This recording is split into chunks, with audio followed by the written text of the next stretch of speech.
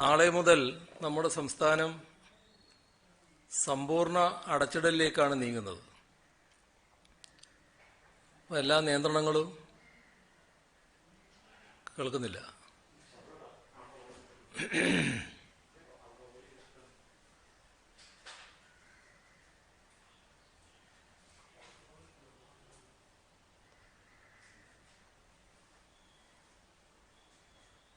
നിങ്ങൾ ചെക്ക് ചെയ്തിരുന്നില്ലേ?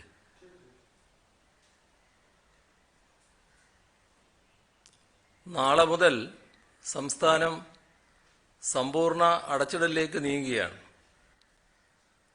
നിയന്ത്രണങ്ങൾ കർശനമായി നടപ്പാക്കും. ഇന്ന്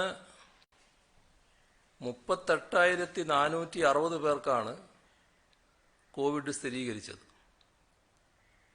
1,44,345 പരിശോധനകളാണ് നടന്നത്. 54 പേർ മരണമടഞ്ഞിട്ടുണ്ട്. ഇപ്പോൾ ചികിത്സയിലുള്ളത് 4,02,650 പേരാണ്. സർക്കാർ സംവിധാനങ്ങളാകെ കോവിഡ് പ്രതിരോധത്തിൽ മുഴുകുകയാണ്. ഇന്ന് ചേർന്ന അവലോകന യോഗത്തിൽ വിവിധ വകുപ്പ് മേധാവികളും ജില്ലാ കളക്ടർമാരും സംസ്ഥാനത്താകെയുള്ള സ്ഥിതി റിപ്പോർട്ട് ചെയ്തു. കോവിഡ് വ്യാപനത്തിന്റെയും ലോക്ക്ഡൌണിന്റെയും പശ്ചാത്തലത്തിൽ സംസ്ഥാനത്ത് സൗജന്യ ഭക്ഷ്യക്കിറ്റ് വിതരണം ഈ മാസം തുടരും. കിറ്റുകൾ അടുത്തയാഴ്ച കൊടുത്തു തുടങ്ങും. അതിഥി തൊഴിലാളികൾക്ക് ഭക്ഷ്യക്കിറ്റ് വിതരണം ചെയ്യും. 18-45 വയസ്സ് പരിധിയിലുള്ളവർക്ക്, 18 മുതൽ 45 വയസ്സ് വരെയുള്ളവർക്ക് പൂർണ്ണമായും ഒറ്റയടിക്ക് വാക്സിൻ നൽകുവാൻ നമുക്ക് കഴിയില്ല. മറ്റ് രോഗങ്ങളുള്ളവർക്ക് മുൻഗണന നൽകും. രോഗമുള്ളവരുടെയും ക്വാറന്റൈൻകാരുടെയും വീട്ടിൽ പോകുന്ന വാർഡ് തല സമിതിക്കാർക്കും മുൻഗണന നൽകും. വാർഡ് തല സമിതിക്കാർക്ക് വാർഡിൽ സഞ്ചരിക്കാൻ പാസ് നൽകും. കാരണം അവർക്ക് വീടുകളിലേക്ക് പോകണം, രോഗികളുടെ വീടുകളിൽ പോകാനുണ്ടാവും. അതിന് തടസ്സമുണ്ടാകാതിരിക്കാൻ ലോക്ക്ഡൌൺ ഘട്ടത്തിൽ അത്യാവശ്യ കാര്യങ്ങൾക്ക് പുറത്തു പോകേണ്ടവർ പോലീസിൽ നിന്ന് പാസ് വാങ്ങണം. ആരോഗ്യ പ്രവർത്തകർ ആവശ്യത്തിനില്ലാതെ വരുമ്പോൾ അതുണ്ടാക്കാനിടയുള്ള പ്രയാസം പരിഹരിക്കുന്നതിന് വിദ്യാർത്ഥികൾക്കും മറ്റും പരിശീലനം നൽകി അവരുടെ സന്നദ്ധ പ്രവർത്തനം പ്രയോജനപ്പെടുത്തും.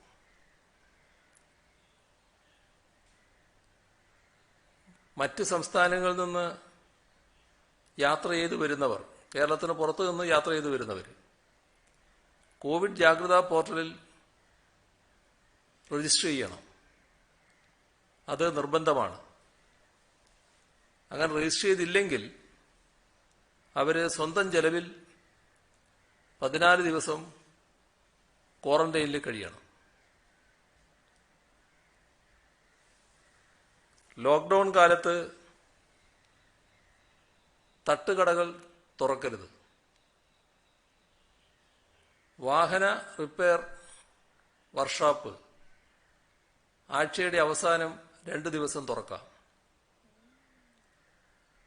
ഹാർബറിൽ ലേലം വലിയ തോതിൽ ആൾക്കൂട്ടമുണ്ടാകുന്നതായതുകൊണ്ട് ആ ലേല നടപടി ഒഴിവാക്കേണ്ടതാണ്. മറ്റു ക്രമീകരണങ്ങൾ നേരത്തെ ഉണ്ടാക്കിയിരുന്നു, അത് ആ തരത്തിൽ തുടരേണ്ടതാണ്. ബാങ്കുകൾ ഒന്നിടവിട്ട് ദിവസം പ്രവർത്തിക്കുന്നതാണ് നല്ലത്. തിങ്കൾ, ബുധൻ, വെള്ളി.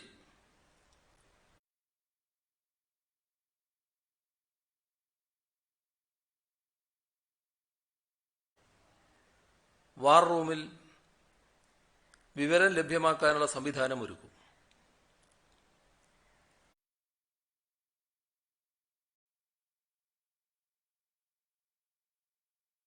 പ്രത്യേക മുറിയിലോ ആവുന്നതാണ് നല്ലത്. അയൽപക്കവുമായി ബന്ധപ്പെടേണ്ടി വരും. ചിലപ്പോൾ ചില സാധനങ്ങൾ അപ്പുറവും ഇപ്പുറവും വാങ്ങാനുണ്ടാവും. അങ്ങനെ വാങ്ങിയാൽ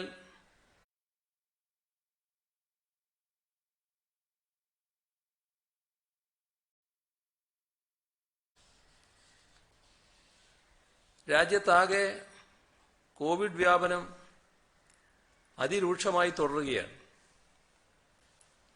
4 ലക്ഷത്തിൽ പരം കേസുകളും 4000-ഓളം മരണങ്ങളുമാണ് ഇന്നലെ റിപ്പോർട്ട് ചെയ്യപ്പെട്ടത്. കോവിഡിന്റെ 2ാം തരംഗത്തെക്കുറിച്ചുണ്ടായിരുന്ന എല്ലാ കണക്കുകൾക്കും അപ്പുറമാണ് ഇപ്പോൾ സംഭവിച്ചുകൊണ്ടിരിക്കുന്ന വ്യാപനം.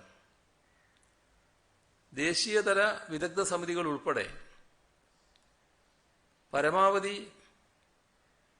2.5 ലക്ഷത്തോളം കേസുകളാണ് കോവിഡ് ഉച്ചസ്ഥായിയിലെത്തുമ്പോൾ ഉണ്ടാവുക എന്നായിരുന്നു വിലയിരുത്തിയിരുന്നത്. എന്നാൽ 4 ലക്ഷവും കടന്ന് നമ്മുടെ രാജ്യം മുന്നോട്ട് പോവുകയാണ്. ഇത്തരമൊരു പശ്ചാത്തലം കൂടി കണക്കിലെടുത്ത് വേണം കേരളത്തിലെ കാര്യങ്ങൾ തീരുമാനിക്കുന്നത്. അതുകൊണ്ടാണ് ലോക്ക്ഡൌൺ പ്രഖ്യാപിക്കുന്ന നിലയിലേക്ക് എത്തിയത്. വാരാന്ത്യങ്ങളിലെ നിയന്ത്രണങ്ങൾ, രാത്രികാല നിയന്ത്രണം, ഇതൊക്കെ കുറച്ച് നാളുകളായി നാം നടപ്പിലാക്കി വരുന്നുണ്ട്. ജീവനും ജീവനോപാധികളും സംരക്ഷിക്കുക എന്ന ലക്ഷ്യമാണ് പ്രാവർത്തികമാക്കാൻ ശ്രമിച്ചത്. എന്നാൽ ഇവ രണ്ടും കണക്കിലെടുക്കുമ്പോൾ ഏറ്റവും പ്രധാനം ജീവനുകൾ സംരക്ഷിക്കുക എന്നത് തന്നെയാണ്. അതാണ് പ്രാഥമികമായ ഉത്തരവാദിത്വം. രോഗം കൂടുതലായി വ്യാപിക്കുമ്പോൾ അതിനാനുപാതികമായി മരണസംഖ്യയും ഉയരും. രോഗികളുടെ എണ്ണം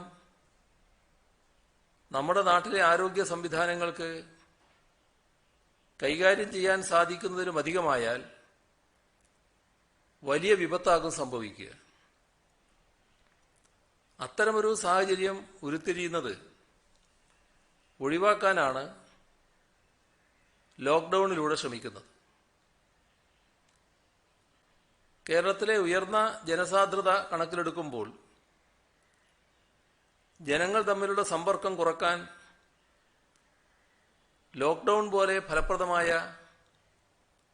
മറ്റൊരു നടപടിയില്ല. വയോജനങ്ങളുടെയും ജീവിതശൈലി രോഗങ്ങളുള്ളവരുടെയും ജനസംഖ്യാപരമായ ഉയർന്ന അനുപാതവും കേരളത്തിൽ വളരെ കൂടുതലാണ്. ഇതെല്ലാം പരിഗണിക്കുമ്പോൾ രോഗവ്യാപനം മറ്റെവിടത്തേക്കാളും ശക്തമാകാനും മരണം വിതക്കാനും സാധ്യത കേരളത്തിലുണ്ട്. മെച്ചപ്പെട്ട ആരോഗ്യ സംവിധാനങ്ങളാണ് നമുക്കുള്ളത്. അതുകൊണ്ട് തന്നെ മറ്റു പലയിടത്തേക്കാൾ കുറഞ്ഞ മരണനിരക്ക് നമുക്ക് നിലനിർത്താൻ സാധിച്ചേക്കാം. മരണനിരക്ക് എത്ര കുറഞ്ഞാലും രോഗികളുടെ എണ്ണം ഉയർന്നാൽ മരണസംഖ്യയും ഉയരും. അങ്ങനെ കൂടുതൽ ആളുകൾക്ക് ജീവൻ നഷ്ടപ്പെടുന്ന സാഹചര്യം ഒഴിവാക്കിയേ തീരൂ. ഇന്നലെ ഉണ്ടായത് 42,000-ലധികം കേസുകളാണ്. ആ കേസുകൾക്ക് കാരണമായ സമ്പർക്കം 7 മുതൽ 10 ദിവസം മുൻപ് വരെ സംഭവിച്ചതായിരിക്കും. പുതുതായി രോഗികളാകുന്നവർക്ക് ഓക്സിജൻ, ICU പോലുള്ള കാര്യങ്ങൾ ആവശ്യമായി വരിക മിക്കവാറും ഏകദേശം ഒരാഴ്ച കഴിഞ്ഞിട്ടായിരിക്കും. അതുകൊണ്ട് ലോക്ക്ഡൗൺ പ്രഖ്യാപിച്ച ഉടനെ തന്നെ രോഗികളുടെ എണ്ണത്തിൽ വലിയ കുറവ് പ്രതീക്ഷിക്കേണ്ടതില്ല.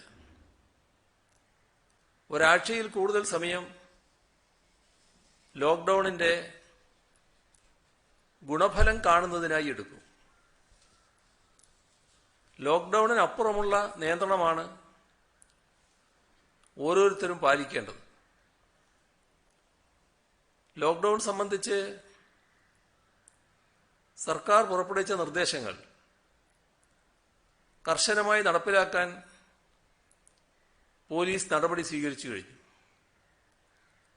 ഏകദേശം 25,000 പോലീസ് ഉദ്യോഗസ്ഥരെയാണ് ഇതിനായി നിയോഗിച്ചത്. ക്രമസമാധാന പാലനവുമായി ബന്ധപ്പെട്ട മുതിർന്ന ഓഫീസർമാർ നേതൃത്വം നൽകും. ലോക്ക്ഡൗൺ കാലത്ത് ചരക്ക് ഗതാഗതത്തിന് യാതൊരു തടസ്സവും ഉണ്ടാകില്ല. എന്നാൽ ജനങ്ങളുടെ യാത്ര നിയന്ത്രിക്കാൻ കർശന നടപടി സ്വീകരിക്കും.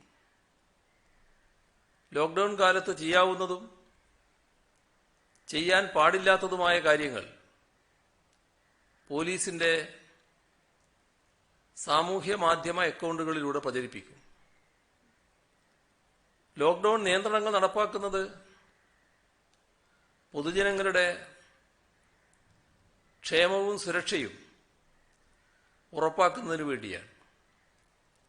അതുകൊണ്ട് തന്നെ ഈ നടപടികളുമായി പൂർണ്ണമായും എല്ലാവരും സഹകരിക്കണമെന്ന് അഭ്യർത്ഥിക്കട്ടെ. വളരെ ഗുരുതരാവസ്ഥയിൽ കഴിയുന്നവർക്ക് ജീവൻ രക്ഷാ ഔഷധങ്ങൾ എത്തിച്ചു നൽകാൻ കഴിഞ്ഞ തവണത്തേതുപോലെ ഹൈവേ പോലീസിനെ ചുമതലപ്പെടുത്തിയിട്ടുണ്ട്. ഫയർഫോഴ്സുമായി സഹകരിച്ചായിരിക്കും ഇവരുടെ പ്രവർത്തനം.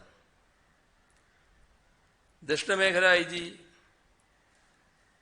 ഹർഷിത അട്ടല്ലൂരിയാണ് ഇതിന്റെ നോഡൽ ഓഫീസർ. സാമൂഹ്യ മാധ്യമങ്ങളിൽ കോവിഡിനെ സംബന്ധിച്ച് തെറ്റായ വാർത്ത പ്രചരിപ്പിച്ച് ജനങ്ങളെ പരിഭ്രാന്തരാക്കുന്നതിനെതിരെ പലതവണ മുന്നറിയിപ്പ് നൽകിയിട്ടുള്ളതാണ്. ഇക്കഴിഞ്ഞ ദിവസങ്ങളിലും അത്തരം വ്യാജ വാർത്തകൾ പ്രചരിക്കുന്നത് ശ്രദ്ധയിൽപ്പെട്ടു. കോവിഡിനെതിരെ വീട്ടിൽ തയ്യാറാക്കാവുന്ന മരുന്ന്, ആശുപത്രി കിടക്കകളുടെ ദൗർലഭ്യം, ലോക്ക്ഡൗൺ സംബന്ധിച്ച തെറ്റായ നിർദ്ദേശങ്ങൾ എന്നിവയാണ് അവയിൽ ചിലത്. വ്യാജ സന്ദേശങ്ങൾ തയ്യാറാക്കുന്നത് മാത്രമല്ല, അവ സാമൂഹ്യ മാധ്യമങ്ങളിലൂടെ പ്രചരിപ്പിക്കുന്നതും കുറ്റകരവും ശിക്ഷാർഹവുമാണ്. ചെയ്യുന്ന തെറ്റിന്റെ ആഴം മനസ്സിലാക്കാതെയാവും പലരും അവ ഷെയർ ചെയ്യുന്നത്. കുറ്റവാളികൾക്കെതിരെ കർശന നടപടി സ്വീകരിക്കാനാണ് ഉദ്ദേശിക്കുന്നത്. വ്യാജ സന്ദേശങ്ങൾ തയ്യാറാക്കുന്നവരെയും ഷെയർ ചെയ്യുന്നവരെയും കണ്ടെത്തി കേസ് രജിസ്റ്റർ ചെയ്യാൻ പോലീസിന് നിർദ്ദേശം നൽകിയിട്ടുണ്ട്. ഇത്തരം വാർത്തകൾ സൃഷ്ടിക്കുകയും ഷെയർ ചെയ്യുകയും ചെയ്യുന്നവരെ കണ്ടെത്താൻ പോലീസ് ആസ്ഥാനത്തെ ഹൈടെക് ക്രൈം എൻക്വയറി സെല്ലിനും തിരുവനന്തപുരം, കൊച്ചി, കോഴിക്കോട് എന്നിവിടങ്ങളിലെ സൈബർ ഡോമിനും നിർദ്ദേശം നൽകി.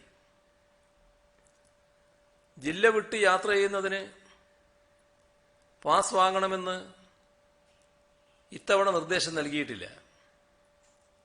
എന്നാൽ കഴിഞ്ഞ വർഷം ഇത്തരം നിർദ്ദേശം നൽകിയിരുന്നു. ഇതിനായി അന്ന് പുറത്തിറക്കിയ പാസിന്റെ മാതൃകകൾ ഇപ്പോൾ പലരും സാമൂഹ്യ മാധ്യമങ്ങളിൽ പ്രചരിപ്പിക്കുന്നുണ്ട്.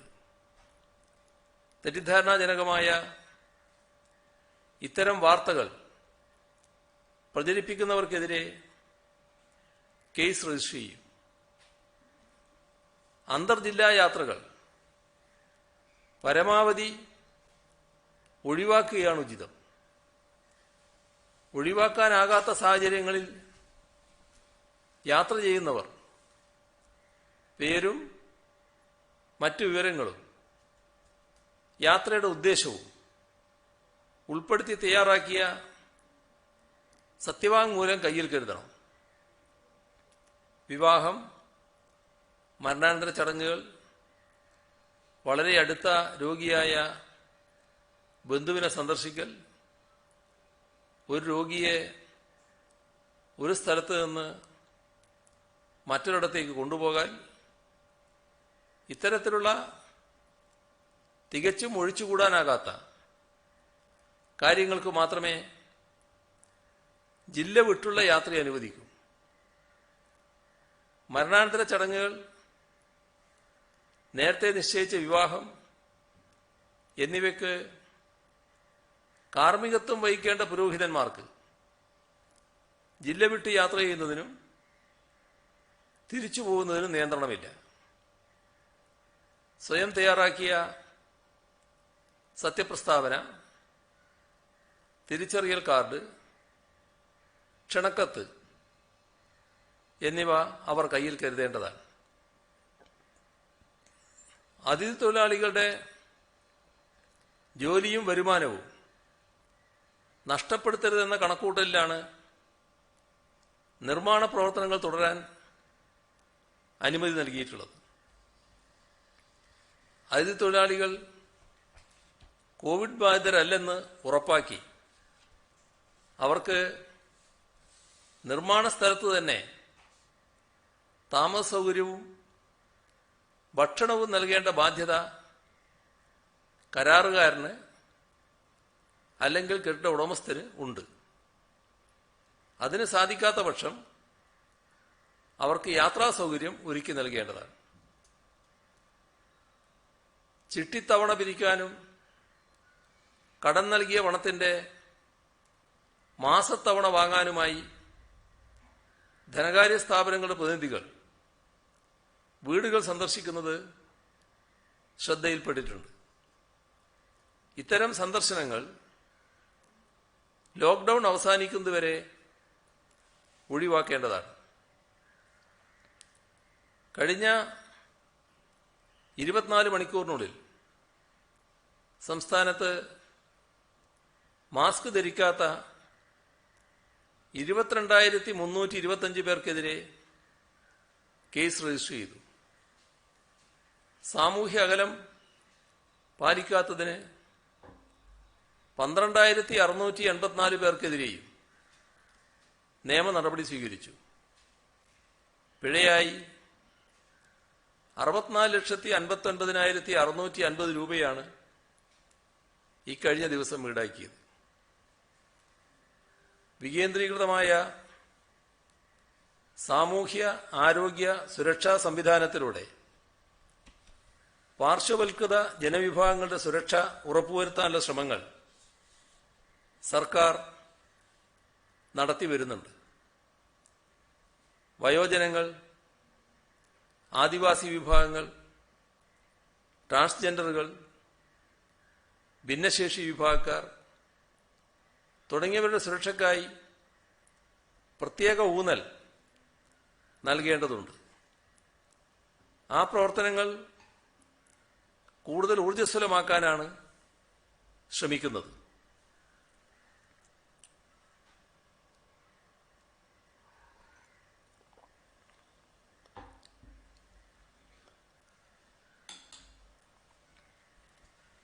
കുടുംബാരോഗ്യ കേന്ദ്രങ്ങൾക്കാണ് ഇക്കാര്യത്തിൽ വലിയ പങ്ക് വഹിക്കാനുള്ളത്.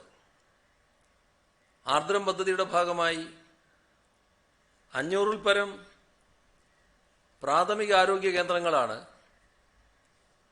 കുടുംബാരോഗ്യ കേന്ദ്രങ്ങളായി ഉയർത്തിയത്. ശ്വാസകോശ സംബന്ധമായ രോഗങ്ങളുടെയും ജീവിതശൈലി രോഗങ്ങളുടെയും ചികിത്സക്കായുള്ള ക്ലിനിക്കുകൾ കോവിഡ് കാലത്തിന് മുൻപ് തന്നെ ആരംഭിച്ചിരുന്നു. കോവിഡ് കാലത്ത് ജീവിതശൈലി രോഗമുള്ളവർക്ക് മരുന്നുകൾ വീടുകളിൽ എത്തിക്കാനുള്ള സൗകര്യങ്ങൾ ഇത് മുഖാന്തരം നടപ്പാക്കിയിരുന്നു. ഇവർക്കാവശ്യമായ സുരക്ഷ കൂടുതൽ കാര്യക്ഷമതയോടെ ഉറപ്പുവരുത്താൻ ഇ-ഹെൽത്ത് സംവിധാനം ഉപയോഗിച്ച് ഓരോ പ്രാഥമിക ആരോഗ്യ കേന്ദ്രത്തിന് കീഴിൽ ഇത്തരം രോഗങ്ങൾ ബാധിതരായവരുടെ ഡാറ്റാബേസ് തയ്യാറാക്കും. നിലവിൽ കോവിഡ് സൃഷ്ടിച്ച സാഹചര്യം ഭാവിയിൽ ആവർത്തിക്കുകയാണെങ്കിൽ ഇത്തരമൊരു ഡാറ്റാബേസ് കയ്യിലുണ്ടാകുന്നത് ഗുണകരമായിരിക്കും. ആരോഗ്യ സംവിധാനങ്ങളുടെ കരുത്ത് വർദ്ധിപ്പിക്കുന്ന സർജ് പ്ലാൻ അതിശക്തമായി നടപ്പിലാക്കിയ സംസ്ഥാനമാണ് കേരളം. മുൻപുണ്ടായിരുന്ന 995 വെന്റിലേറ്ററുകൾ ഇപ്പോൾ 2293 ഉയർന്നിരിക്കുന്നു. ICU ബെഡുകൾ 1800 നിന്നും 2857 വർദ്ധിക്കുകയും ചെയ്തിട്ടുണ്ട്. ഇത് സർക്കാർ ആശുപത്രികളുടെ മാത്രം കണക്കാണ്. ഇതിനു പുറമെ സ്വകാര്യ ആശുപത്രികളിലെ സംവിധാനങ്ങൾ വേറെയുമുണ്ട്. ഓക്സിജൻ ലഭ്യതയുടെ കാര്യത്തിലും ആവശ്യമായ നടപടികൾ നാം സ്വീകരിച്ചിട്ടുണ്ട്. പക്ഷേ എത്ര ശക്തമായ സംവിധാനങ്ങൾ ഒരുക്കിയാലും രോഗവ്യാപനത്തിന്റെ തോത് നിയന്ത്രണാതീതമായാൽ ഒന്നും ചെയ്യാൻ സാധിക്കാത്ത സ്ഥിതിവിശേഷമുണ്ടാകും. പല വികസിത രാജ്യങ്ങളിലുമുണ്ടായ ദുരന്തങ്ങൾ ഉദാഹരണങ്ങളായി നമ്മുടെ മുൻപിലുണ്ട്. എല്ലാ സർക്കാർ സ്വകാര്യ ആശുപത്രികളിലെയും ICU ബെഡുകൾ, വെന്റിലേറ്ററുകൾ, ബെഡുകൾ എന്നിവയുടെ മാനേജ്മെന്റ് അതത് ജില്ലകളിലെ DPMSU മുഖാന്തരമായി നടക്കും. അതുകൊണ്ട് ആർക്കെങ്കിലും ഈ സൗകര്യങ്ങളുടെ കാര്യങ്ങൾ അന്വേഷിക്കാനുണ്ടെങ്കിൽ നേരിട്ട് അതാത് ജില്ലയിലെ കൺട്രോൾ സെല്ലുമായി ബന്ധപ്പെടാവുന്നതാണ്. ആശുപത്രികളിലേക്ക് നേരിട്ട് വിളിക്കുന്ന രീതി ഒഴിവാക്കേണ്ടതാണ്. സംസ്ഥാനത്തെ രോഗികളിൽ ഭൂരിഭാഗം പേരും വീടുകളിൽ ക്വാറന്റൈനിൽ കഴിയുകയാണ്. വീടുകളിൽ സൗകര്യമില്ലാത്തവർ തദ്ദേശഭരണ സ്ഥാപനങ്ങളുടെ നേതൃത്വത്തിൽ നടക്കുന്ന ഡൊമിസിലറി കെയർ സെന്ററുകളിൽ കഴിയുന്നു. സംസ്ഥാനത്താകെ 138 ഡൊമിസിലറി കെയർ സെന്ററുകളാണുള്ളത്. അവയുടെയെല്ലാം എണ്ണം വർദ്ധിപ്പിക്കുകയാണ്. ഇതിനു പുറമെ CFLTC, CSLTC, കോവിഡ് ആശുപത്രികൾ, മെഡിക്കൽ കോളേജുകൾ, കാരുണ്യ പദ്ധതിയിൽ എംപാനൽ ചെയ്യപ്പെട്ട സ്വകാര്യ ആശുപത്രികൾ എന്നീ സജ്ജീകരണങ്ങൾ സർക്കാർ ഒരുക്കിയിട്ടുണ്ട്. ഇതിനു പുറമെ എംപാനൽ ചെയ്യപ്പെടാത്ത സ്വകാര്യ ആശുപത്രികളുമുണ്ട്. പരമാവധി സ്വകാര്യ ആശുപത്രികളോടും കാരുണ്യ പദ്ധതിയിൽ എംപാനൽ ചെയ്യണമെന്നാണ് സർക്കാർ ആവശ്യപ്പെടുന്നത്.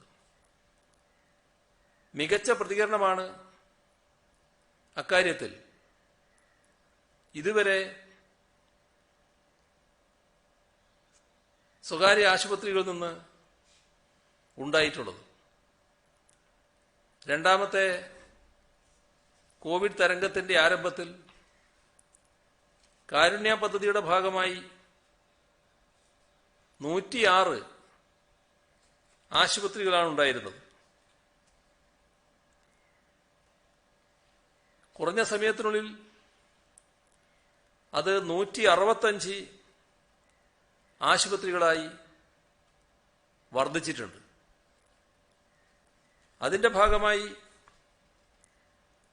സ്വകാര്യ ആശുപത്രികളിലെ രോഗികൾക്കും സൗജന്യ ചികിത്സ ലഭ്യമാക്കാൻ സാധിക്കും. 2020 രൂപീകരിച്ച സ്റ്റേറ്റ് ഹെൽത്ത് അതോറിറ്റി മുഖേന ഈ ഇനത്തിൽ 88 കോടി രൂപ ഇതുവരെ സർക്കാർ ചെലവഴിച്ചിട്ടുണ്ട്. എംപാനൽ ചെയ്യാനും ജനങ്ങൾക്ക് ഈ സൗകര്യം ലഭ്യമാക്കാനും കൂടുതൽ സ്വകാര്യ ആശുപത്രികൾ മുന്നോട്ട് വരണമെന്നാണ് വീണ്ടും അഭ്യർത്ഥിക്കാനുള്ളത്. ബെഡുകളുടെ വിതരണം ജില്ലാ കൺട്രോൾ സെന്ററുകൾ വഴിയാണ് നടത്തേണ്ടത്. അതിനാൽ എല്ലാ സ്വകാര്യ ആശുപത്രികളും അതാതിടത്തെ ബെഡുകളുടെ സ്റ്റാറ്റസ് ജില്ലാ കൺട്രോൾ റൂമുകളിൽ കൃത്യമായി ഓരോ 4 മണിക്കൂറിലും അപ്ഡേറ്റ് ചെയ്യണം. ബെഡുകൾ അനാവശ്യമായി ഉപയോഗിക്കപ്പെടുന്നത് തടയാനും രോഗികൾക്ക് ലഭിക്കുമെന്ന് ഉറപ്പുവരുത്താനും ഇത് അനിവാര്യമാണ്. ഇക്കാര്യത്തിൽ എല്ലാ ആശുപത്രികളും പൂർണ്ണമായി സഹകരിക്കണമെന്നാണ് അഭ്യർത്ഥിക്കാനുള്ളത്. സംസ്ഥാനത്തിന്റെ കൈവശം ബൾക്ക് ഓക്സിജൻ സിലിണ്ടർ 6008 എണ്ണമുണ്ട്. B type cylinder 21888. Liquid medical oxygen tank 119.7 metric ton.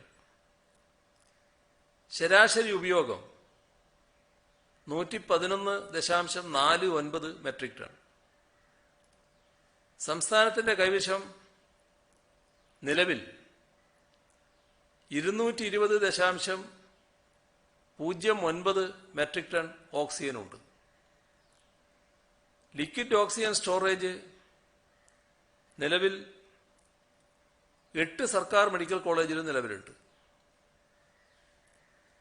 Punalur taluk ആശുപത്രി, കൊല്ലം ജില്ലാ ആശുപത്രി, കരുനാഗപ്പള്ളി താലൂക്ക് ആശുപത്രി, മാനന്തവാടി ജില്ലാ ആശുപത്രി, തലശ്ശേരി ജനറൽ ആശുപത്രി, എറണാകുളം, കോട്ടയം, തൃശൂർ, എറണാകുളം മെഡിക്കൽ കോളേജ് തുടങ്ങിയ ഇടങ്ങളിൽ ഓക്സിജൻ നിർമ്മാണം ആരംഭിച്ചിട്ടുണ്ട്. അതിന്റെ അംഗീകാരത്തിനുള്ള പ്രവർത്തനങ്ങൾ നടന്നുകൊണ്ടിരിക്കുന്നു. തിരുവനന്തപുരത്ത് പുതുതായി നിർമ്മിച്ച പ്ലാന്റ് നാളെ കമ്മീഷൻ ചെയ്യും.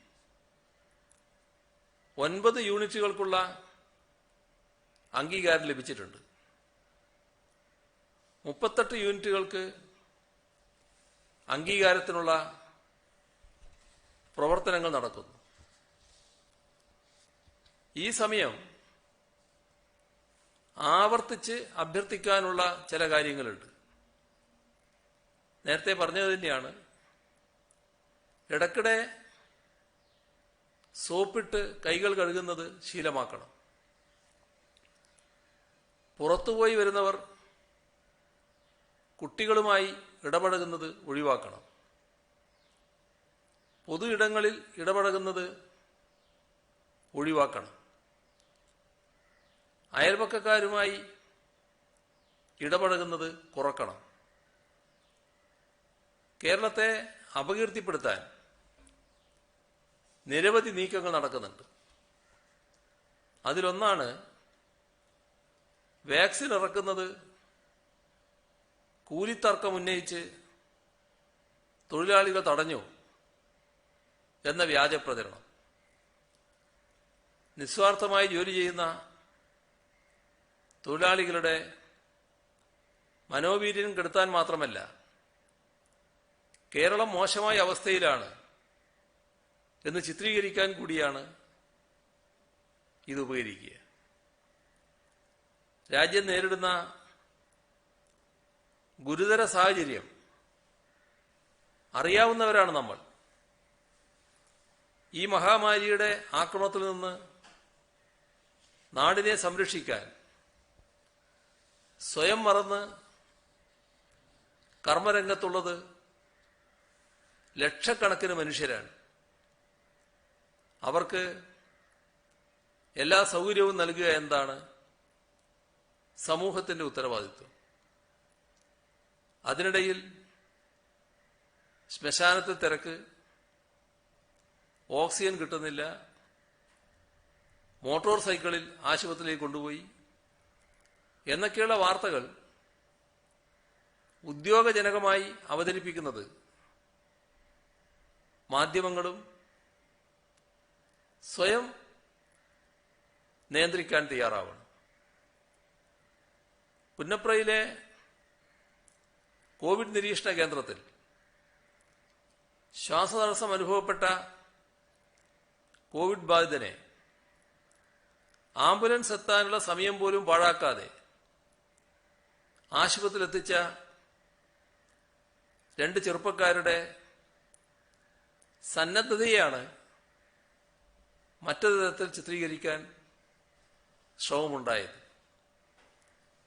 ആ രോഗി ഇപ്പോ സുഖം പ്രാപിച്ചു വരുന്നതായാണ് മനസ്സിലാക്കുന്നത്. അങ്ങനെ ഉയർന്നു പ്രവർത്തിച്ച യുവതീ യുവാക്കളെ ഈ ഘട്ടത്തിൽ അഭിനന്ദിക്കുന്നു. നാം നേരിടുന്നത് അസാധാരണമായ സാഹചര്യമാണ്. പലപ്പോഴും സൗകര്യങ്ങൾ പോരാതെ വരും.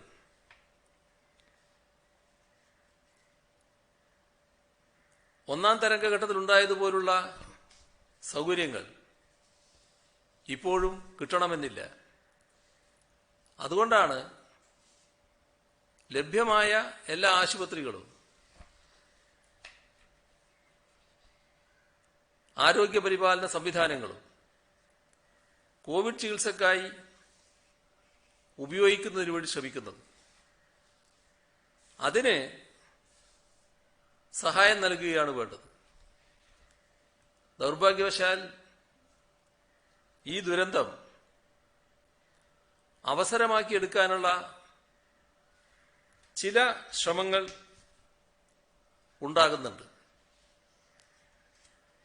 ബസ്സിന് അമിത ചാർജ് ഈടാക്കുക, അതുപോലുള്ള പ്രവണതകൾ റിപ്പോർട്ട് ചെയ്യപ്പെടുന്നുണ്ട്. അത്തരം നടപടികൾ അംഗീകരിക്കാവുന്നതല്ല. അതിനെതിരെ ശക്തമായ നടപടിയും സർക്കാർ സ്വീകരിക്കും.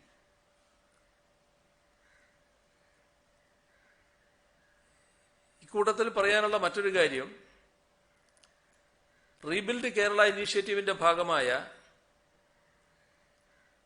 റെസിലിയൻ കേരള ഡെവലപ്മെന്റ് പ്രോഗ്രാമിന്റെ 2ാം ഘട്ടത്തിന് ലോകബാങ്കിന്റെയും ഏഷ്യൻ ഇൻഫ്രാസ്ട്രക്ചർ ഇൻവെസ്റ്റ്മെന്റ് ബാങ്കിന്റെയും കൺസെഷണൽ ഫണ്ടിങ്ങായി 250 ദശലക്ഷം $US ലഭ്യമാകാൻ ധാരണയായി. കാലാവസ്ഥാ വ്യതിയാനത്തെയും പ്രകൃതി ദുരന്തങ്ങളെയും പാർശ്വവ്യാധികളെയും മഹാമാരികളെയും ചെറുക്കാനുള്ള കേരളത്തിന്റെ ശേഷി വർദ്ധിപ്പിക്കാൻ ഉദ്ദേശിച്ചുള്ള പദ്ധതികളാണ് അതിന്റെ ഭാഗമായി നടപ്പാക്കുക. റെസിലിയന്റ് കേരള ഡെവലപ്മെന്റ് പ്രോഗ്രാമിന്റെ ഒന്നാം ഘട്ടത്തിന് 2019 ഓഗസ്റ്റിൽ വേൾഡ് ബാങ്ക് 250 ദശലക്ഷം $US സഹായം ലഭ്യമാക്കിയിരുന്നു. അതിനുശേഷം ജർമ്മൻ ഡെവലപ്മെന്റ് ബാങ്ക് 100 ദശലക്ഷം യൂറോയും ലഭ്യമാക്കിയിരുന്നു. ബിൽഡ് ബാക്ക് ബെറ്റർ എന്ന തത്വത്തെ അടിസ്ഥാനപ്പെടുത്തി പൊതു സ്വകാര്യ ആസ്തികൾ മെച്ചപ്പെടുത്താനും അങ്ങനെ ജനങ്ങളുടെ ജീവിത നിലവാരം മെച്ചപ്പെടുത്താനുമാണ് റീബിൽഡ് കേരള ഡെവലപ്മെന്റ് പ്രോഗ്രാമിന്റെ രണ്ടാം ഘട്ടത്തിലൂടെ ലക്ഷ്യമിടുന്നത്. കേന്ദ്ര സർക്കാരിന്റെ ഡിപ്പാർട്ട്മെന്റ് ഓഫ് എക്കണോമിക്സ് അഫയേഴ്സ് അതുമായി ബന്ധപ്പെട്ട് കേരളം സമർപ്പിച്ച പ്രാഥമിക പ്രോജക്ട് പ്രപ്പോസൽ അംഗീകരിച്ചിട്ടുണ്ട്. സംസ്ഥാനത്തിന്റെ ആസ്തികളെ മെച്ചപ്പെടുത്തി അപകടങ്ങളെ അതിജീവിക്കാനും പ്രളയങ്ങളെ ചെറുക്കാനും ഹരിത കേരളത്തെ പുനർനിർമ്മിക്കാനും ഈ പദ്ധതി ഉപകരിക്കും. കോവിഡ്-19 മഹാമാരിക്കെതിരെയുള്ള സംസ്ഥാനത്തിന്റെ പോരാട്ടത്തെയും ഈ പദ്ധതി ശാക്തീകരിക്കും. ലോകബാങ്കുമായി ബന്ധപ്പെട്ട ചർച്ചകൾ പൂർത്തിയാക്കിയിട്ടുണ്ട്. ഏഷ്യൻ ഇൻഫ്രാസ്ട്രക്ചർ ഇൻവെസ്റ്റ്മെന്റ് ബാങ്കുമായി ബന്ധപ്പെട്ട ചർച്ചകൾ അടുത്തയാഴ്ച നടത്തും. ചർച്ചകൾ വിജയകരമായി പൂർത്തിയാകുന്നതോടെ കേന്ദ്ര സർക്കാർ ഈ ഏജൻസികളുമായി ബാധ്യതാപത്രത്തിൽ ഒപ്പുവെക്കും. മാർച്ച് മാസത്തിൽ 210 ദശലക്ഷം $US ഖരമാലിന്യ സംസ്കരണ പദ്ധതിക്കുള്ള സഹായം വേൾഡ് ബാങ്ക് അംഗീകരിച്ചിരുന്നു. തെരഞ്ഞെടുപ്പ് പെരുമാറ്റച്ചട്ടം നിലവിലുണ്ടായിരുന്നതിനാൽ അത് ആ ഘട്ടത്തിൽ പ്രസിദ്ധപ്പെടുത്താൻ കഴിഞ്ഞില്ല.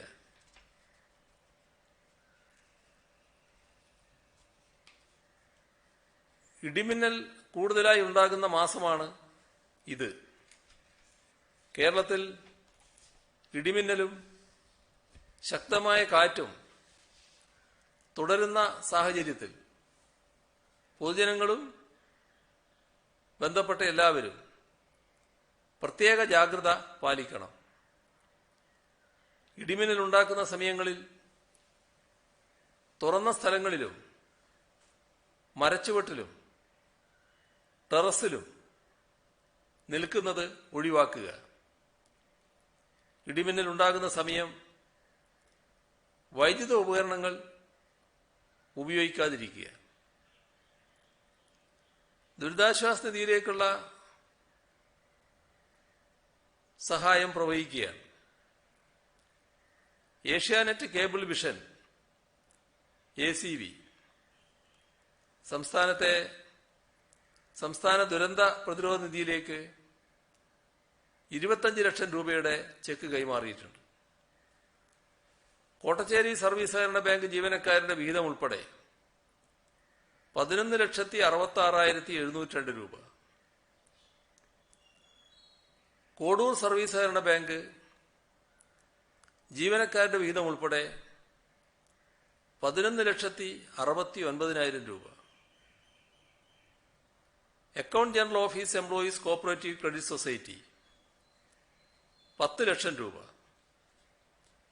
കേരള യൂണിവേഴ്സിറ്റി എംപ്ലോയി സഹകരണ സംഘം 10 ലക്ഷം രൂപ. കവളങ്ങാട് സർവീസ് സഹകരണ ബാങ്ക് 10 ലക്ഷം.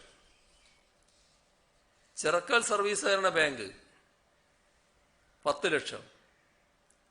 വേങ്ങാട് ഗ്രാമപഞ്ചായത്ത് 10 ലക്ഷം.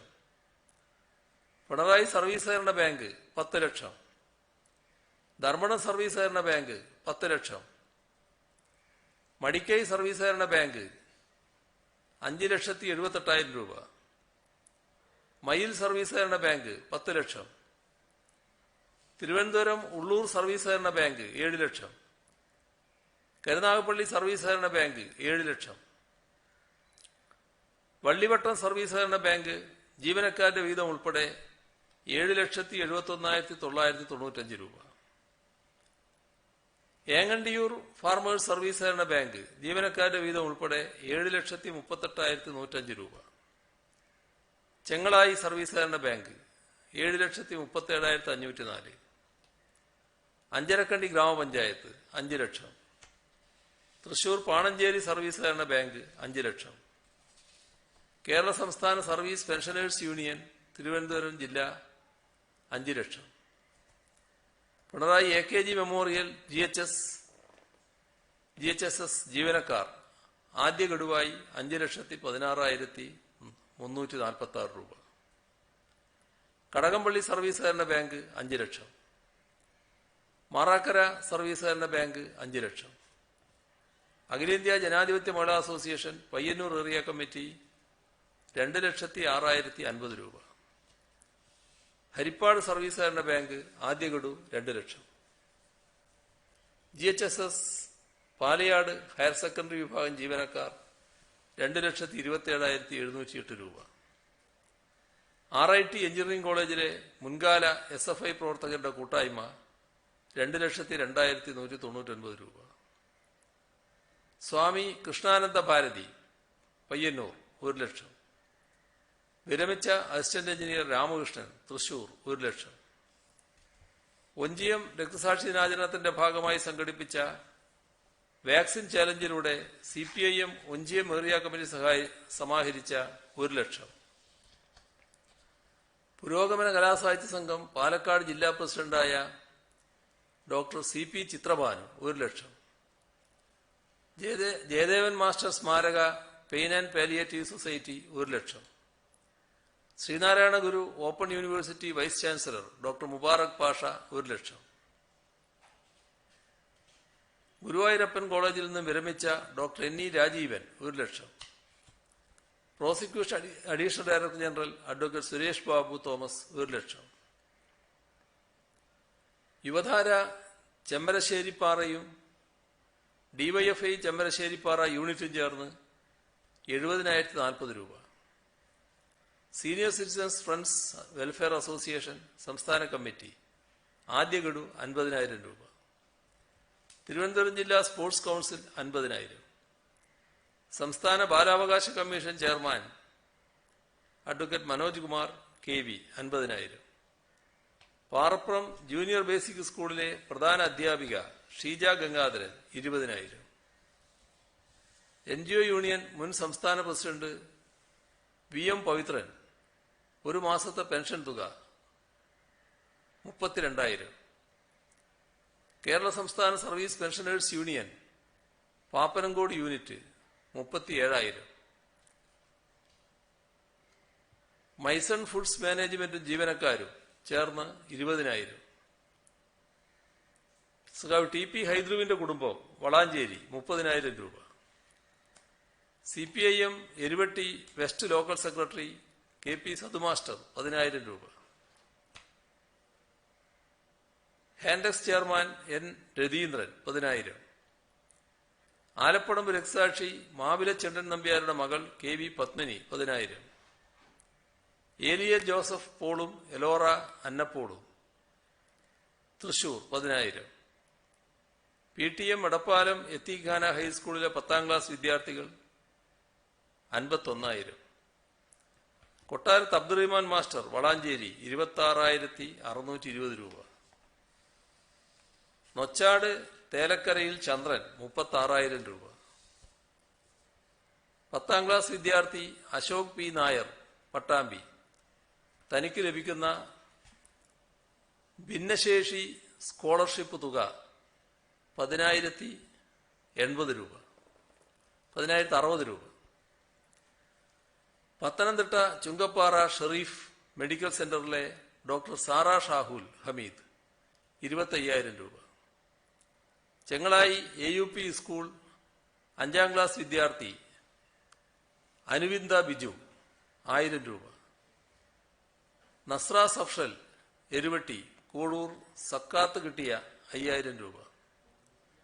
പന്തളം അനിൽ ഭവനത്തിൽ അശോക് കുമാറിന്റെ മകൾ കൃഷ്ണപ്രിയ 4,355 രൂപ.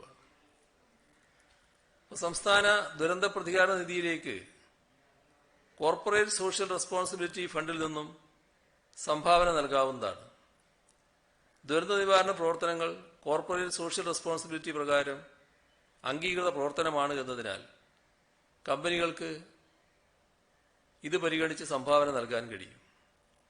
ഇന്നലെ കോൺഫെഡറേഷൻ ഓഫ് ഇന്ത്യൻ ഇൻഡസ്ട്രീസിന്റെ പ്രതിനിധികളുമായി ഒരു ചർച്ചയുണ്ടായിരുന്നു. ഇതിലവര് എറണാകുളത്ത് BPCLന്റെ ഭാഗമായി 1000 ബെഡുള്ള ഒരു ആശുപത്രിയുടെ സൗകര്യമൊരുക്കാം, കെട്ടിടം നൽകണം, അപ്പോൾ 1000 ബെഡുള്ള ആശുപത്രി സൗകര്യമൊരുക്കാം എന്നവര് വാഗ്ദാനം ചെയ്തിട്ടുണ്ട്. കലക്ടറുമായി ബന്ധപ്പെട്ട് തുടർ നടപടികൾ അവർ സ്വീകരിക്കുകയാണ്. അതോടൊപ്പം എല്ലാ ജില്ലകളിലും കൂടുതൽ ബെഡ് ഒരുക്കുന്നതിനുള്ള ഇതുപോലുള്ള സൗകര്യങ്ങൾ ചെയ്യാൻ തയ്യാറാണെന്നും കലക്ടർമാരുമായി ബന്ധപ്പെടാമെന്നും അവർ സന്നദ്ധത അറിയിച്ചിട്ടുണ്ട്. അപ്പോൾ ഇത്തരം കാര്യങ്ങളിൽ സഹകരിക്കാൻ ഇനിയും ഇതുപോലുള്ള CSR മറ്റും ഉപയോഗിക്കാൻ പറ്റുന്നവർ സന്നദ്ധമാകണം എന്നുകൂടിയാണ് അഭ്യർത്ഥിക്കാനുള്ളത്. അല്പം നീണ്ടുപോയി. ഇത്രയും കാര്യങ്ങളാണ് ഇന്ന് പങ്കുവെക്കാനുള്ളത്.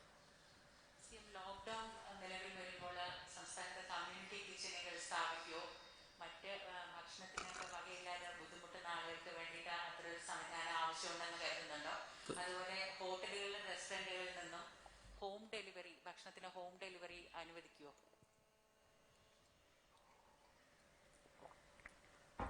ഇത് വളരെ പ്രസക്തമായ പ്രശ്നമാണ്. ഇവിടെ നമ്മുടെ സംസ്ഥാനത്ത് ഇതിന്റെ ഭാഗമായി ആരും പട്ടിണി കിടക്കാൻ പാടില്ല എന്ന നിലപാട് തന്നെയാണ് സർക്കാരിനുള്ളത്. അതിന്റെ ഭാഗമായി എല്ലാ പ്രദേശങ്ങളിലും 2 കാര്യമാണ് ചെയ്യാൻ ഉദ്ദേശിക്കുന്നത്. ഒന്ന്, ഇത്തരത്തിൽ ഭക്ഷണം ആവശ്യമായി വരുന്ന ആളുകളും കുടുംബങ്ങളും ഏതാണെന്ന് കണക്കാക്കി അവർക്ക് ഭക്ഷണം വീട്ടിലെത്തിച്ചു കൊടുക്കുക. അതിൽ ജനകീയ ഹോട്ടലുകൾ പല സ്ഥലത്തും പ്രവർത്തിക്കുന്നുണ്ട്. ആ ജനകീയ ഹോട്ടലുകളിൽ നിന്ന് ഭക്ഷണം എത്തിക്കാൻ കഴിയും. ജനകീയ ഹോട്ടലുകൾ ഇല്ലാത്ത സ്ഥലത്ത് എത്ര പേര് ഇത്തരത്തിൽ ഭക്ഷണം വേണ്ടവരുണ്ട് എന്ന് കണക്കാക്കി അത്രയും ആളുകൾക്ക് ഭക്ഷണം എത്തിച്ചു നൽകാനുള്ള കമ്മ്യൂണിറ്റി കിച്ചൺ സംവിധാനം തദ്ദേശ സ്വയംഭരണ സ്ഥാപനങ്ങൾ ആരംഭിക്കും. അതിനുള്ള നടപടികൾ ഇപ്പം തന്നെ സ്വീകരിച്ചു കഴിഞ്ഞിട്ടുണ്ട്. തദ്ദേശ സ്വയംഭരണ വകുപ്പ് ആവശ്യമായ നിർദ്ദേശങ്ങൾ നൽകി കഴിഞ്ഞിട്ടുണ്ട്. അതോടൊപ്പം ഹോട്ടലുകളുടെ കാര്യത്തിൽ ഈ പാർസലായിട്ട് ഭക്ഷണം കൊടുക്കുന്നതിന് തടസ്സങ്ങളില്ല. അത് ആ തരത്തിൽ തുടരും. അത്യാവശ്യം പുറത്തേക്ക് ഇറങ്ങി സാധനം മേടിക്കേണ്ട ആൾക്കാർ ഈ സത്യവാങ്മൂലം കയ്യിൽ കരുതണമോ? അതുപോലെ തന്നെ കഴിഞ്ഞ തവണ ഈ പുറത്തേക്ക് ഇറങ്ങുന്ന ആൾക്കാരുടെ വണ്ടി പിടിച്ചെടുക്കുന്ന നടപടി പോലീസ് സ്വീകരിച്ചിരുന്നു. അങ്ങനെ അനാവശ്യമായി പുറത്തിറങ്ങുന്നവരുടെ വണ്ടി പോലീസ് പിടിച്ചെടുക്കാൻ വേണ്ടി നിർദ്ദേശം നൽകിയിട്ടുണ്ട്. ഈ അത്യാവശ്യം അല്ലെങ്കിൽ ഈ വണ്ടി പിടിച്ചെടുക്കൽ മാത്രമല്ല മറ്റു നടപടികളിലേക്കും കടന്നു വരും. അത് ആ തരത്തിൽ കടുപ്പിക്കുന്ന നിലയാണ് സ്വീകരിക്കുക. അത്യാവശ്യമായ കാര്യങ്ങൾക്ക് പുറത്തിറങ്ങുന്ന നില അനുവദിക്കും. അതിനാണ് പോലീസിൽ നിന്ന് പാസ് വാങ്ങുന്ന കാര്യമടക്കം പറഞ്ഞത്. വളരെ അത്യാവശ്യമായ കാര്യത്തിന് സ്വയം സർട്ടിഫിക്കറ്റോടുകൂടി പോവുകയും ചെയ്യാം. CM, ഈ വാക്സിന്റെ കാര്യത്തിൽ എന്തെങ്കിലും അനിശ്ചിതത്വമുണ്ടോ? പലതവണ കേന്ദ്ര സർക്കാരുമായി കത്തയച്ചിട്ടും അതിനെന്തെങ്കിലും മറുപടി കേന്ദ്രം നൽകിയിട്ടുണ്ടോ? ഇപ്പോഴത്തെ സാഹചര്യത്തിൽ 45 വയസ്സ് കഴിഞ്ഞവർക്കും ഡബിൾ ഡോസ് വാക്സിൻ എടുക്കാൻ പോലും കഴിയാത്ത സാഹചര്യം വരുന്നുണ്ട്. അതിനിടയ്ക്കാണ് ഈ 18 വയസ്സിന് ശേഷമുള്ളവർക്കും വാക്സിൻ കൊടുക്കേണ്ട ഒരു സാഹചര്യം വരുന്നത്. അങ്ങനെ കേന്ദ്രവുമായി എന്തെങ്കിലും ചർച്ച നടത്തിയിട്ട് പോലും അനുഭാവപൂർവ്വമായി എന്തെങ്കിലും ഒരു പ്രതികരണം ഉണ്ടായിട്ടുണ്ടോ? ഇപ്പോഴ് നമ്മൾ 1 കോടി വാക്സിനാണല്ലോ ചോദിച്ചത് ഈ 18-നും 45-നും ഇടക്ക് പ്രായമുള്ളവർക്ക് നൽകുന്നതിനായിട്ട്.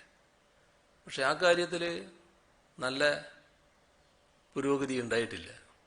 വളരെ ചെറിയൊരു ഭാഗം മാത്രമാണ് ഈ മാസം കിട്ടാനിടയുള്ളത് എന്നാണ് അറിയിച്ചിട്ടുള്ളത്. അങ്ങനെ കിട്ടുമ്പോൾ അത് നേരത്തെ പറഞ്ഞ മുൻഗണന അനുസരിച്ച് കൊടുക്കാനാണ് ഉദ്ദേശിക്കുന്നത്. അത് വിതരണം ചെയ്യാനാണ് ഉദ്ദേശിക്കുന്നത്. നമ്മൾ ആവശ്യമായ വാക്സിൻ ലഭ്യമാക്കാനുള്ള ഇടപെടൽ തുറന്നു നടത്തും.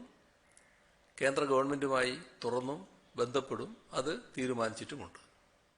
സത്യവാങ്മൂലം എന്ന് പറയുമ്പോൾ ഇന്ന് പലയിടത്തും പോലീസ് പരിശോധനയൊക്കെ കണ്ടത് എന്തെങ്കിലും ഒരു പേപ്പറിൽ സത്യവാങ്മൂലം എന്ന് പറഞ്ഞ് എഴുതിക്കൊണ്ട് വരുന്നു. അനാവശ്യ കാര്യം പലയിടത്തും പോലീസ് അത് പ്രശ്നമായി എടുക്കുന്നുമുണ്ട്. പോലീസുകാർക്ക് വേറെ വഴിയില്ല അവിടെ.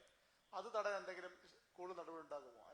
അത് നമ്മുടെ പൊതുവായ ബോധവൽക്കരണമാണ് അതിനാവശ്യം. ഇത് ആരുടെയും യാത്രാ സൗകര്യം തടയുന്നതിന് വേണ്ടിയോ ആളുകളെ വിഷമിപ്പിക്കുന്നതിന് വേണ്ടിയോ അല്ല. നമുക്ക് ഈ മഹാമാരിയെ തടയാനാവണം. മഹാമാരിയെ തടയുന്നതിന് നമ്മളെല്ലാവരും അതുമായി സഹകരിക്കുകയാണ് വേണ്ടത്. അതാണ് ഇതിന്റെ ഉദ്ദേശം. അപ്പോൾ ഒരു സത്യവാങ്മൂലം അവരവരെഴുതി വെക്കാന്ന് പറഞ്ഞിട്ട് അനാവശ്യമായ ഒരു കാര്യം എഴുതി വെച്ച്, ഒരു ഗൗരവമല്ലാത്തൊരു കാര്യം എഴുതി വെച്ച് പോകുമ്പോൾ അത് പ്രയാസങ്ങൾ സൃഷ്ടിക്കും. അപ്പം അത്തരത്തിലുള്ള കാര്യങ്ങളിൽ നിന്ന് എല്ലാവരും ഒഴിവായി നിൽക്കണം. അങ്ങനെ ചെയ്താൽ അത്യാവശ്യ കാര്യത്തിന് പോകുന്നവർക്കടക്കം പിന്നീട് വിഷമം വരും. അപ്പോൾ അതാണ് നമ്മൾ കാണേണ്ടത്. അത്യാവശ്യ കാര്യത്തിന് മാത്രമേ ആ രീതി സ്വീകരിക്കാവൂ. CSI വൈദികരുടെ യോഗവും മൂന്നാർ നടന്ന അതൊക്കെ പ്രശ്നവും കേസും ഒക്കെ ആയിട്ട് കിടക്കുകയാണ്. അപ്പോൾ ഈ മാസം 22-ന് SNDP യോഗത്തിന്റെ തെരഞ്ഞെടുപ്പാണ്. 10,000 വോട്ടർമാരും ഒരു 10,500 സംഘാടകരും ഈ പ്രിസൈഡിംഗ് ഓഫീസറുടെ ആളുകളൊക്കെ വരാനുള്ള സാധ്യത. സർക്കാർ അതിന് അനുവാദം കൊടുത്തിരിക്കുകയാണ്. അതെന്താണെന്ന് പരിശോധിക്കുക എങ്ങനെയാണെന്നുള്ളത്. ഈ ഒന്നാം ഘട്ടത്തിലുണ്ടായിരുന്ന ആ ലോക്ക്ഡൌൺ മുതൽ തന്നെ ഈ സംസ്ഥാനത്തെ സ്വകാര്യ ബസ്സുകൾ അതോടൊപ്പം തന്നെ കോൺട്രാക്ട് കാരേജ് വാഹനങ്ങളൊക്കെ വലിയ പ്രതിസന്ധിയിലാണ്. ഇപ്പോൾ വീണ്ടും ഒരു ലോക്ക്ഡൌൺ കൂടി വരുന്നു. അവരുടെ ആവശ്യം എന്ന് പറയുന്നത് അതിലേതെങ്കിലും തരത്തിൽ അവർക്ക് നികുതി അടയ്ക്കുന്നതിലടക്കം എന്തെങ്കിലും ഇളവ് വരുത്തുമോ എന്നുള്ളതാണ്. അത്തരം എന്തെങ്കിലും കാര്യം പരിഗണനയിലുണ്ട്? ഇത് വരുന്നതിന് മുമ്പ് തന്നെ നികുതി ഇളവ് വേണ്ടാലോ. ഇതിപ്പോ വരുന്നല്ലേ ഉള്ളൂ. അതിന്റെ കാര്യങ്ങൾ നമുക്ക് പിന്നീട് പരിശോധിക്കാം.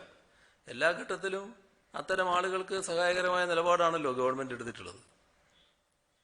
CM ഈ റേഷൻ കടകളിൽ ഇപ്പോഴും POS മെഷീൻ ഉപയോഗിക്കുന്നു എന്നാണ് പറയുന്നത്. അപ്പൊ ഈ ആൾക്കാര് അതിൽ ഈ കൈപതിപ്പിക്കുന്നത് ഭയങ്കരമായ ഒരു അപകടസ്ഥിതി സൃഷ്ടിക്കില്ലേ?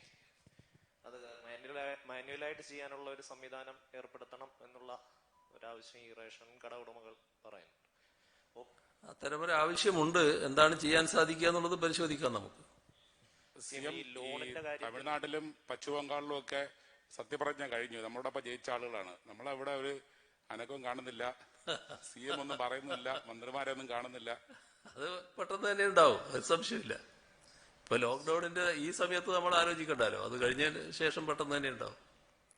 CM ഈ സ്വകാര്യ ആശുപത്രിയിലെ ചികിത്സ ഫീസ് വർധനവുമായി ബന്ധപ്പെട്ടിട്ട് ഹൈക്കോടതിയും ഇടപെട്ടിരിക്കുകയാണ്. ഈ കാര്യത്തിൽ എന്തെങ്കിലും സർക്കാർ ആലോചിക്കുന്നുണ്ടോ?